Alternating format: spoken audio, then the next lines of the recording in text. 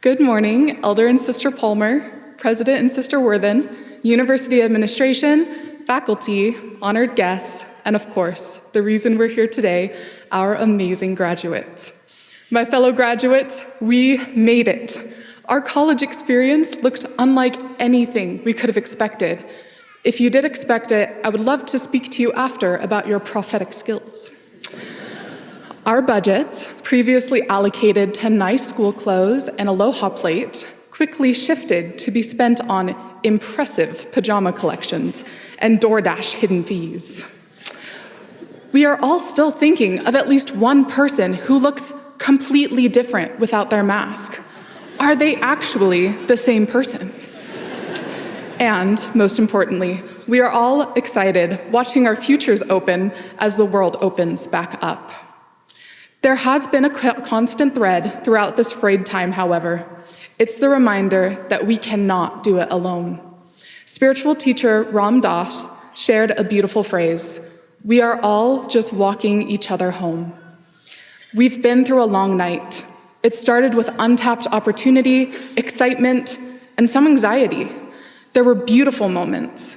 There were tragic ones. Sometimes we skipped down the sidewalk of our homes, and other times, we sat on the curb, unsure of where our home truly was. Along the path, we walk with some people who have been walking with us since the very beginning. Some have come and gone, and other lucky people may have found a permanent add-on. Now, as a true Southern Californian, walking in the snow is a beautiful but dangerous endeavor. On Martin Luther King Jr. Day, my freshman year, I signed up for a BYU service project, just like the ones that many BYU students organize and participate in. It had snowed previously, so I bundled up and ventured out to walk to campus. In just the few sidewalk squares it took to get to the crosswalk, I slipped. I spun, I lurched, and I crawled on hands and scraped knees back to my apartment door. My dignity was far more important than any service I was to render that day. Sometimes our walks home look a little bit like this, a little clumsy, embarrassing, and you want to quit. Don't be me, though. What I didn't see was my friend across the street, hunched over laughing, but making her way over to me. She wanted to teach me how to skate. As we go forward into employment, graduate school, or another adventure, know there will be moments when we slip. Find the people who will hold you up and teach you how to glide. For me, it was my research mentor, Dr. Julianne Gross, some days, my roommates other times, and my mom daily in 5-minute phone calls between classes. Maybe your people are sitting next to you right now, or maybe they're still out there, but know that they are out there waiting to walk you home. Like many of you, college quickly became a balancing act with employment.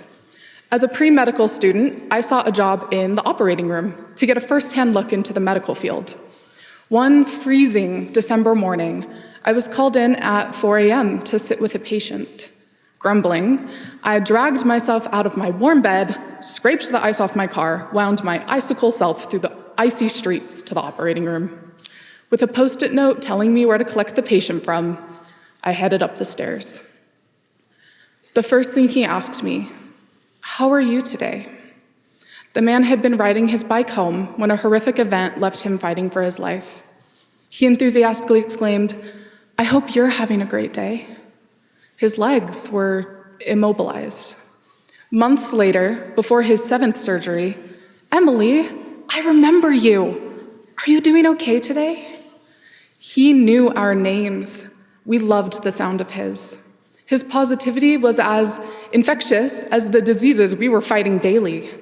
He went through surgery after surgery to regain function of his legs, and through it all, he was walking everyone in that hospital home. Like that man, we too can find ways to mentor others and brighten their day, no matter our circumstances. Ultimately, if we ever feel like our sidewalk is empty, we must remember that some of our walking companions are celestial. I often think about Jesus in Gethsemane, perfectly knowing the plan, but suffering in such great agony that he asks his father to remove this cup. That could not be done, so his father sent an angel to strengthen him and provide him comfort in his moment of great need. I'm sure we've all had moments like this over our college careers. Sometimes they're silly. The temporary panic at 11:55 p.m. with only 4 minutes left to finish an assignment.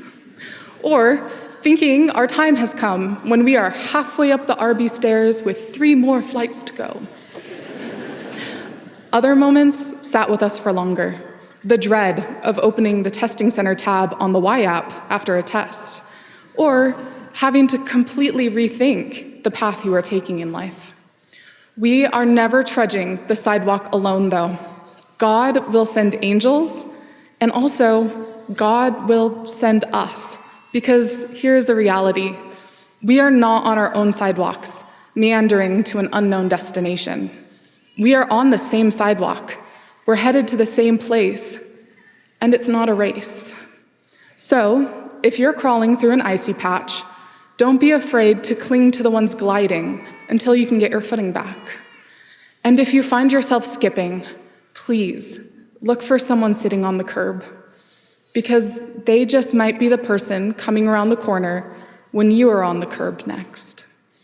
Graduates, congratulations on how far you have come, and good luck on the next stretch. Thank you.